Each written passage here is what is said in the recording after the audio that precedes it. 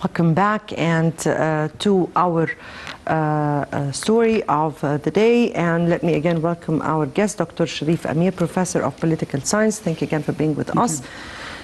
This time, or this meeting of the Libyan member of Parliament's delegation that came here in Egypt has special significance, and the timing is very accurate. Your vision to the significance of such a meeting at this particular time? First of all, let's say that Egypt has a different position from lots of countries regarding the Libyan conflict. Of course, we have a national security interest, but we are looking, and especially President Abdel Fattah al-Sisi is looking upon the well-being of the people of Libya. And enough bloodshed has been spilled all these years since 2011.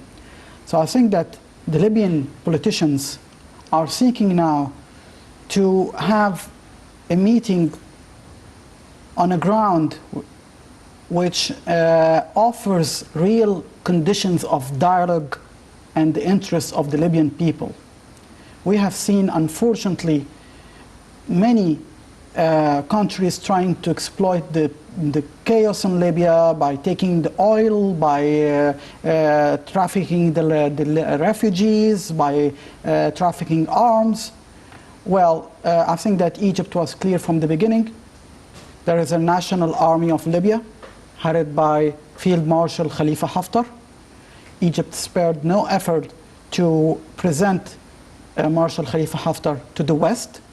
When I was in France, he was persona non grata, was someone not accepted. But Egypt made all the efforts, and now Khalifa Haftar is being accepted as the representative of the Libyan people in the Elysee. Actually, General Khalifa Haftar has been chosen as the head of the Libyan National Army because of his patriotic background and history and being a Libyan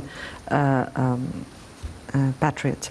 But also Egypt has always recognized the Libyan elected parliament. Of course. That's why from the beginning Egypt's enemies try to portray us as being biased, taking part against the part of a faction against the other. That's not true. We will always receiving also Fayez Sarraj in Egypt. We had dialogue with all the factions. There was the Palermo meeting where President Abdel Fattah al-Sisi was invited, and he went there and we met with all the factions. So I think that Egypt is the mediator. But let's not forget. President Fattah al-Sisi attended the Palermo summit? Yes, because at that time when he spoke clearly, and there was a representative of the Foreign Ministry of Turkey, and he said that there are countries financing terrorism there. We'll speak about that. So the guy left. So President Sisi was present. And he presented the case of Libya, and he presented also Field Marshal Khalifa Haftar. So what's taking place now in Egypt is a proof that we are a country who's working with the Libyan people. We are working on the stability, the security, the well-being of the Libyan people. This is our own interest. As president of the African Union, Libya is a huge country, so we are president, we care about this cause. As an Arab country, Libya is also an Arab country, and as a neighboring country, because we have seen, and this is in front of the eyes of all the world, that we had terrorist attacks from the western borders. Still, we never intervened in there militarily. We give the expertise, yes, but we protect our borders. We're not, this is, I mean, Egypt interferes when there is a real threat to its border under the Chapter 7 of the United Nations, of the United Nations Charter. But this is not the case that we are speaking about. Let me here have with me also Ambassador Mohammed Hagazi, former Assistant Foreign Minister. Good evening to you, Ambassador Hagazi. Good evening to you, Mona, and your honorable guest. Thank you so much. And I was speaking about this very recent visit by the Libyan parliamentarian delegation who came to Egypt, who met with or who visited the Egyptian parliament and also spoke with several Egyptian political figures. How significant is this particular visit and this particular meetings? This is a very important visit. It reflects the trust the Libyan institutions, on top of it the Libyan parliament and its parliamentarian on the Egyptian rule, which always call for the protection of the institutions in Libya. The support for the Libyan army is within this context that Egypt supports Libya to regain its democracy and to return back to dialogue, but without having the militia and the terrorist group in any parts of the Libyan territory. So the Libyan army, as well as the Libyan parliament, are institutions that is very capable in bringing peace and stability to Libya. But the division of forces and the militias and the terrorist groups that is now acting in Tripoli are not conducive to any peace or stability, nor in Libya or in the region at large. Right. When we speak about Egypt's efforts made so far, or how can we describe the Egyptian policy, particularly towards Libya, when we speak about different visits and different meetings that Egypt has prepared for, different meetings with neighborhood Tunisia and Algeria in order to find a political solution to the Libyan crisis. How do we describe the Egyptian foreign policy, particularly of what concerns the Libyan cause? Definitely, Egypt is looking for a much more stable region and a much more stable border in the framework of protecting the institutional building in certain countries where terrorists and militias have been acting for a while, not particularly in Libya. When we refer to the visit of the parliamentarian, and today, for example, the visit of the Sudanese chief of staff is a reflection of the trust that Egypt is enjoying in its regional activities. It is an effort to bring in peace and stability in Sudan or in Libya. This is our national security and our direct neighborhood. So when Egypt acts to support Libya, it's in its endeavor to bring in peace and stability, do the same with Sudan. So what is important for Egypt is a region which is stable, where the countries of the region can bring in peace and security and prosperity to its people. And for that, we're working with Sudan, we're working with Libya, but we work within the context of the legitimate state, of the nation state, where we can definitely talk about a dialogue that contains all the parties in Sudan or in Libya, to bring them to understand that the future of their country lies within the protection of the institutions, being the Libyan army or the parliament. Above all, we have to exclude the terrorists and militias, and we have to contain the proliferation of the arms and the regional intrusive intervention of countries like Qatar or Libya, which up till now have caused the situation in Libya to the stalemate, where the whole effort of stabilizing Libya is still undergoing. And I'm sure that with the determination of the Libyan people, we can bring in peace and stability with the support, of course, of Egypt. No one denies that this is our direct border and this is our quest to protect the Libyan as well as the Sudanese institutions, so that the peace and stability can gain against the forces of evil and the regional interventions of certain powers who have caused damage to our stability in the Arab world, particularly Turkey and Iran and maybe Qatar as well. So what we can say is that the role of Egypt goes beyond the situation in Sudan and Libya to more stabilizing the situation in the whole continent. And I'm sure that this rule has started on the 30th of June in Egypt and is now moving to eliminate the presence of the militias and the warlords both in Libya and Sudan. Right.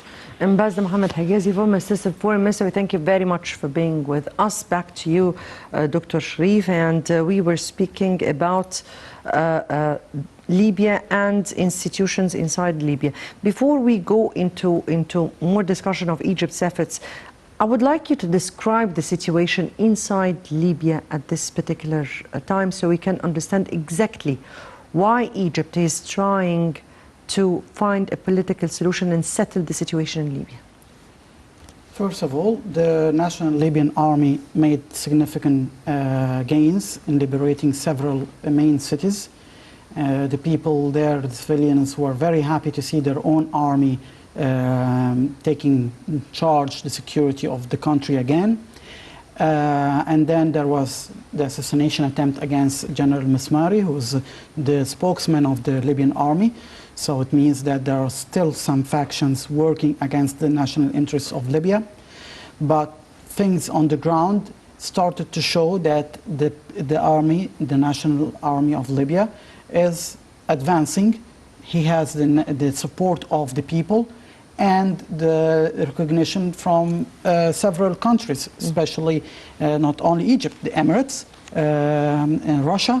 And the EU is not criticizing anymore what is taking place because they understand, thanks to the explanation made by President Sisi several times, to Angela Merkel, the German Chancellor, or Emmanuel Macron, the French President, or the Prime Minister of Italy. Egypt explained even to the United States, and we remember how the position of Mr. Trump or President Trump has changed from one side to the other, particularly after the visit of President Fattah al-Sisi. Yeah, they understood that Egypt is a guarantor of the security in this region. Maybe the United States were concerned more about Syria at that time. They didn't have a clear vision about Libya. When President Sisi presented the situation to President Trump, his counterpart, they understood well the dangerous effect that the terrorist groups are having there. Already, Washington had an idea of what Turkey and Qatar are doing in the region, so they understood who are these factions, who are financing them. They got a huge data of info about what's going on the ground, and that explains the trust that Washington has in Cairo's leadership, that we can bring stability and we can help in reconstruction of Libya again. But let me tell you something, that the army that is working on the ground there in Libya is still fighting very hard battles. That means that there are still factions. There are still safe havens of terrorist groups. It's not over yet. Yes, the beginning is good, but there's still some work has to be done. The fact that there is now the parliamentaries are trying to find a solution, they have understood that the work on the ground is in favor of the Libyan army, that it's not in the favor, it's not as some media are portraying, like Al Jazeera and other media outlets, that it's favor of Egypt. It's not in favor of anyone, it's in favor of the people of Libya. It's in their favor to live in security and peace and enjoy the wellness of the oil and every riches in their country. So I think that the war is not still over. The war against terrorism, let's be precise. Terrorist groups are being financed till now. So I think that Egypt's role is now diplomatic, and it's also the expertise given to the National Army of Libya. And we have gained a lot since the beginning by explaining to the West, explaining to several countries what's taking place. And I'm very optimistic that the charismatic character of President Sisi will emphasize the fact that things has to be clear in the coming weeks, that terrorism has to stop there, and those who are financing them has to be sanctioned. When we speak about Libya, we're speaking about conspiracies. Yep. And they are in number. You spoke here about different militias who exist on the ground. We're speaking about outside powers who are financing them and are keen to finance them all the time. And this is, this is how those people are strong all the time, or they get strengthened. If we speak about the situation, I mean here, militias who exist on the ground, those who support and finance them, and also the international community's response towards what's going on in Libya. So how do you view this? How do you view all this going on in Libya? How do you view those who are financing, those who are supporting the international community's silence towards that, the embargo that is put on the Libyan army, despite knowing that that the other side, who are supported by militias and radicalists, are being supported militarily? Well, let's say things very clear. The people who are financing these factions, the countries who are doing that, they're not hiding their faces.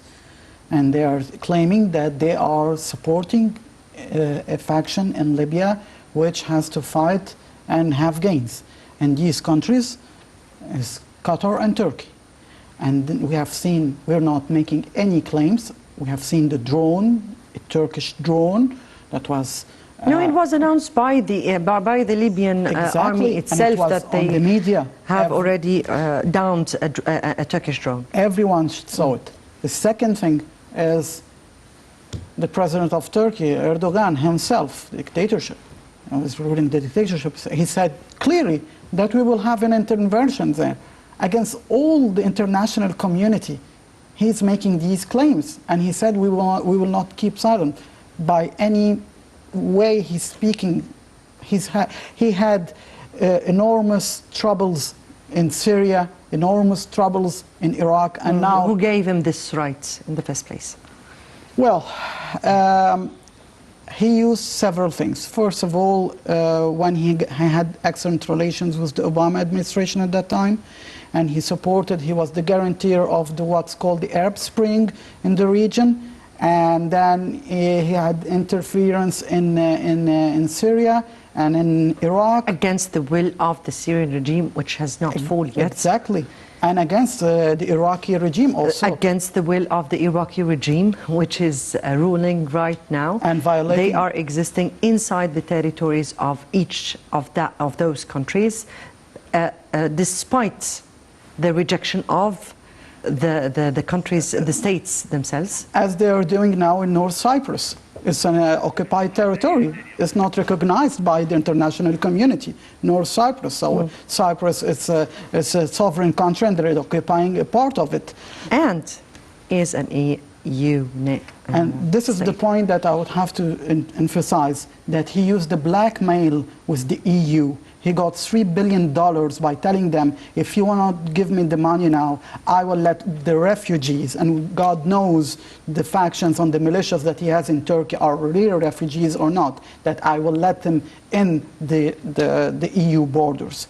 Actually, he's taking $30 billion yearly for the refugees. Wow. But we'll speak about that and more in our episode. Before we continue on with our discussion, first let's have this report. And the Egyptian Center for Strategic Studies hosts conference on the future of Libya. Let's watch. The Egyptian Center for Strategic Studies hosts conference on the future of Libya. The Egyptian Center for Strategic Studies hosted a conference titled The Future of Libya, Opportunities and Challenges in Building the Nation State. They discuss major developments in the country. According to an official statement, the conference addressed three main points: the evolution of the security situation in Libya, the challenges facing a political settlement, and the economic circumstances in the country with a focus on the petroleum sector. It also addressed the international and regional impact on the Libyan crisis and the opportunities and challenges generated by these dynamics. It also saw discussions on building a unified Libyan state and Egyptian efforts to resolve the Libyan crisis through a peaceful solution. The Egypt-hosted conference was attended by a number of Libyan political figures and MPs representing various Libyan regions and cities. It yielded a number of conclusions, including affirmations on Libyan resolution for the crisis. The discussions threw into relief the deep connection between Egyptian national security and Libyan national security, and they underscored how valuable the Egyptian role has been in helping the Libyan people recover their state, embrace their parliamentary institution, and rebuild other national institutions, especially a Libyan national army capable of safeguarding Libyan national security and confronting such pressing security challenges as terrorism, the proliferation of arms, poor border control, and the transformation of Libya into a transit hub for illegal migration and organized crime. The conference also stressed its conclusions the need to sustain the Egyptian-Libyan dialogue through the ECSS, with participants seeing that forthcoming sessions of the dialogue should focus on significant matters such as the Libyan constitution and the role that the Libyan parliament can play in this regard, the Egyptian experience of counter-terrorism and the lessons it has to offer for the Libyan fight against terrorism, the Libyan reconciliation process, the light that international experiences can shed on how to rebuild Libyan governmental institutions, and the role that the Libyan parliament can play in this regard, and how to reach a formula for a government of national accord.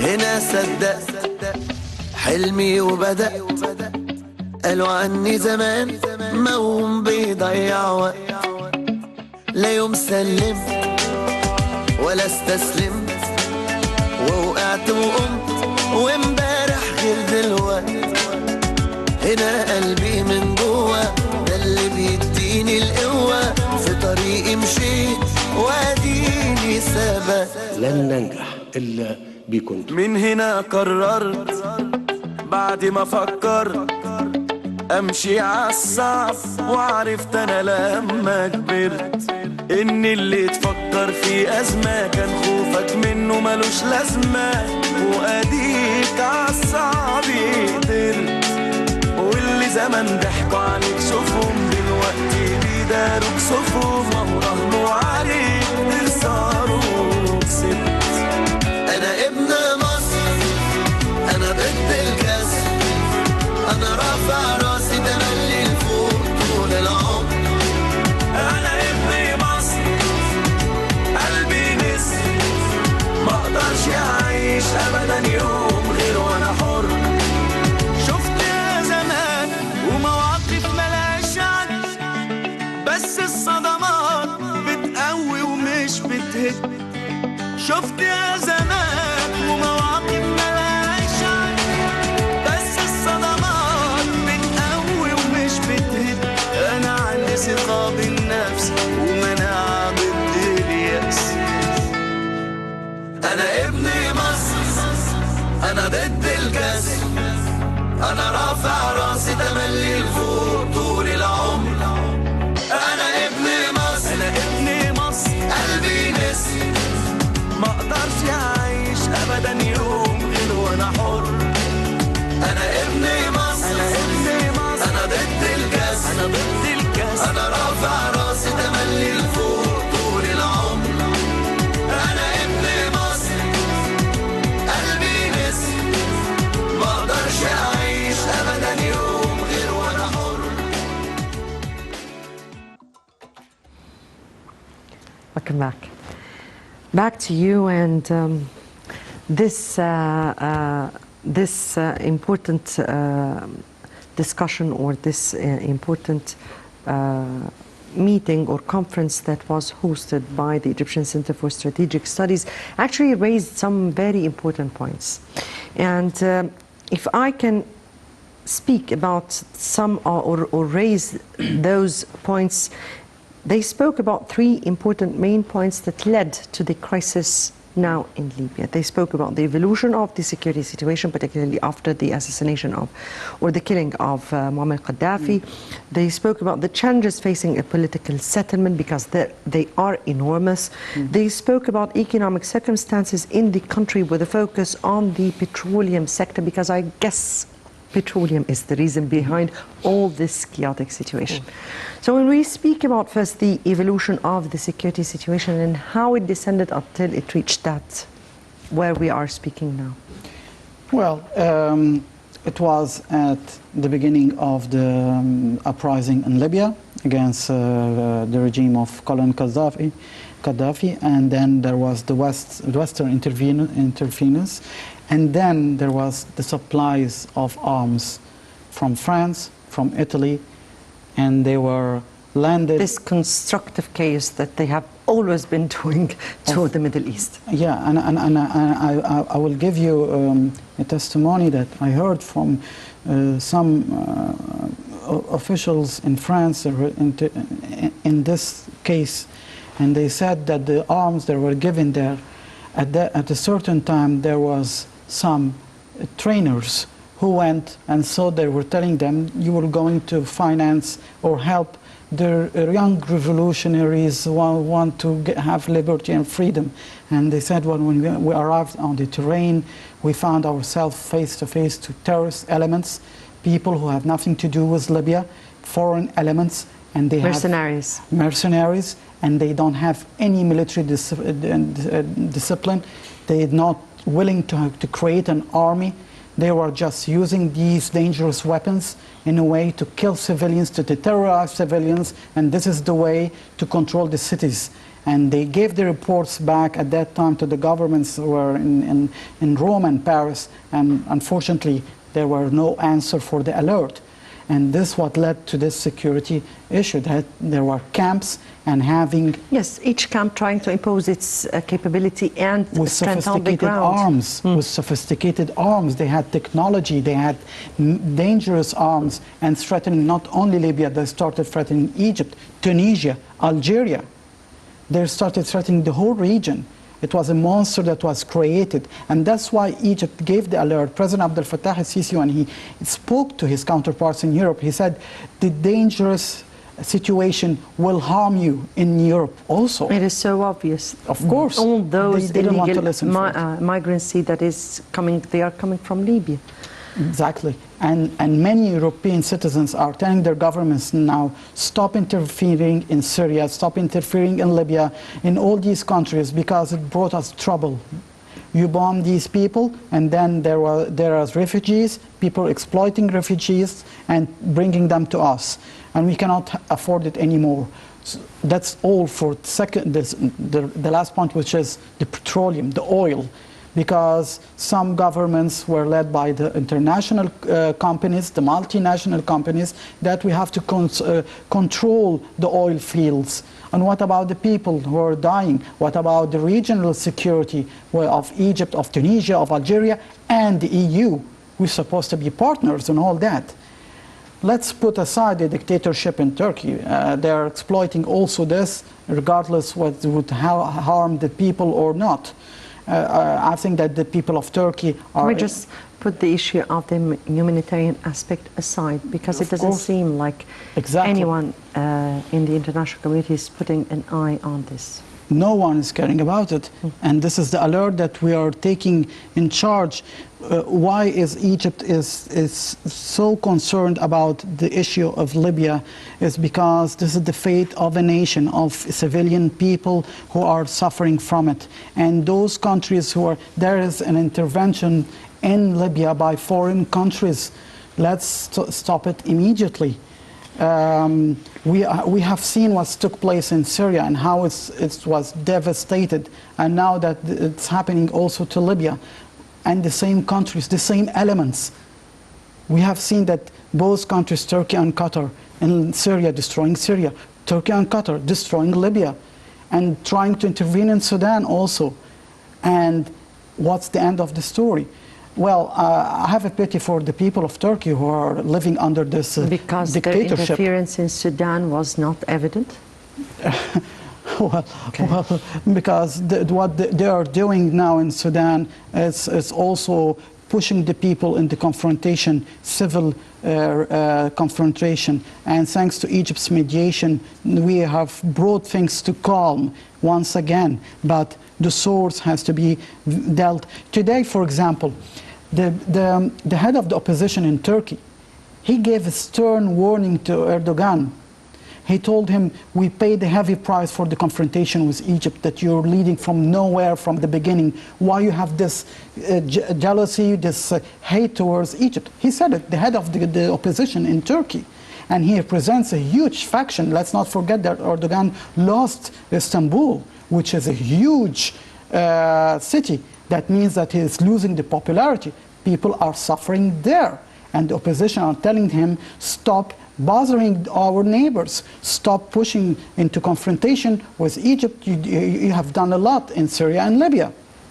Getting back to our topic, and we spoke about the evolution of security situation in Libya. We spoke about petroleum, which is a main cause for all those nations to get interests or to get interested in Libya. Now if we speak about the challenges that are facing a political settlement, and they are also enormous, because we have to address their domestic challenges, we have to address the regional impact or what's going on regional-wise. We have also to address the international also response towards the Libyan crisis, and all those dynamics have to do with the Libyan crisis. Look, the case of Libya internally is very different, and maybe it's Egypt's role to explain it to the West, because it's not only as was said in history, it's sand and oil and that's it. No, there's tribes. And Libya has this kind of conflict that they have to have one leader guiding this, these tribes, all of them. And at that time it was Gaddafi, before it was the King Senussi. And I think now that the National Army of Libya is gathering all the sons and daughters of Libya under one flag and one leadership. So I think that Egypt understands this. That's why we're talking also with the parliamentary representatives who are representatives of the tribes there. We understand the mechanism of this country, and we're trying to explain it to our friends in the West. And fortunately, there are countries who understand it, like the Russian President Vladimir Putin, who understands very well what's going on in Libya. The Emirates understands exactly the dangerous aspects there. So we have translated all these kinds of, let's say, elements which is not really understood outside of Libya. That you have to gather these factions, these internal factions with our tribes, and not to put them in the same bag or the same basket with the terrorists and the foreign elements and the mercenaries and the factions receiving funds from Qatar and Turkey. So this is very complicated, and that's why I think that Egypt's role now will be significant more and more. And let's not forget that President Abdel Fattah al-Sisi in his military career, he worked on this region. He knows it very well. He knows the strategic and geopolitical situation with Libya. So the international community has two positive aspects in this. That Egypt has a leader who understands very well the geopolitical situation, and a leader who is very frank and very trustworthy and charismatic by telling things as they are. President Sisi said from the beginning, watch out, if we won't deal exactly with the situation in Libya, the dangerous aspect will be everywhere. We have to address the situation inside. And the situation inside also is very challenging. Yeah. We are speaking about two different sides. A side which is the LNA, or the Libyan National Army, which is supported by the parliament that was elected by the Libyan people. We have also to address the National Accords, the government of the National Accords of Sarraj, which is, I don't know for which reason, but recognized by the Western. The situation inside also is very challenging, as there are some Libyans who are with that side, and there are other Libyans with the other side. Now, how would efforts, Egyptian, I'm speaking about sincere efforts here, Of course. would really gather the will of all those together in order to strengthen institutions which would carry out with the responsibility of finding a political solution to the Libyan crisis? That is a challenge. Of course.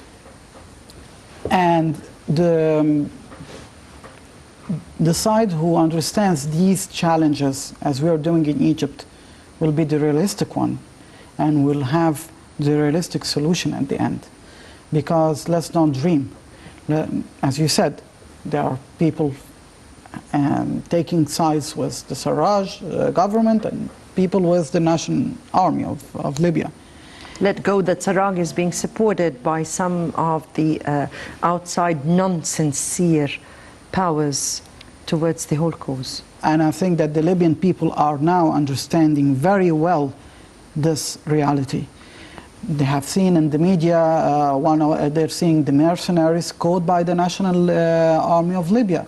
They know that the people fighting against the National Army of Libya are not Libyans. They're not from the land, they're from outside. The drones coming from other countries, the airplanes, they're bombing civilian cities. Why all that? Why six Turkish officers that were caught in there? Why? Why? Because of the silence of the international community, as he said it. And I think now the international community has to act about it. This is a grave violation of the international law and the sovereignty of a country which wants to live according to international law, and the embargo that was imposed on Gaddafi now has to be lifted, and Libya has to defend itself against the aggression of Turkey, as they're sending officers there. They have to work by their own hands and defend themselves. Turkey is making an aggression now. Erdogan is declaring war on this sovereign country. Isn't Libya a sovereign country? It's a sovereign country. They have to respect that. So I think that the international community has to take its responsibilities now and immediately, because we are heading towards... And Cyprus is not a sovereign country. Of course. And Syria is not so far a sovereign country. And Iraq is not a sovereign country. And Sudan was not a sovereign country. And I mean, if we have to respond to Mr. Erdogan's actions towards... And Egypt is not a sovereign country. Of course, I was about to say so. How dare he interferes in the domestic affairs of others? He's using blackmail. Erdogan is a dictator who's using blackmail with everyone. And he thinks now that when he got the air defenses, the new air defenses, that he's the protector of the Eastern Mediterranean. Well, he's gambling, and as he lost lots of his army, he didn't respect them, and the coup d'etat that was orchestrated in 2015. I think that he now has to understand very well that with time he will be not only isolated militarily, he will be isolated politically, and today he got a severe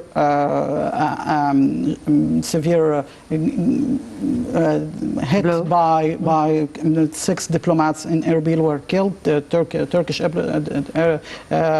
diplomats. I think that he has made troubles with everywhere, with everyone in the region, and it has to stop. We come back to Libya, and I have only 1 minute left for me, and I need in this minute, what does Libya need at this particular time? Sincere, neutral, mediation. And that's it. That mediation that should be taking place by a country that is taking things seriously and clearly in front of all the With international integrity. community. Of course. And the mediator will bring this solution to the Libyan people. And I think it's Egypt. I'm not saying that because we're Egyptians. I'm saying that because these are the facts on the ground. Right. Unfortunately, our time is out here, but of course the Libyan crisis is not. So we'll be seeing what will happen in the upcoming times. Dr. Cherif AMIR, Professor of Political Science, so thank you very much for being with us. And dear viewers, many thanks for watching. Tomorrow would be a very interesting debate. Until tomorrow, it's good night.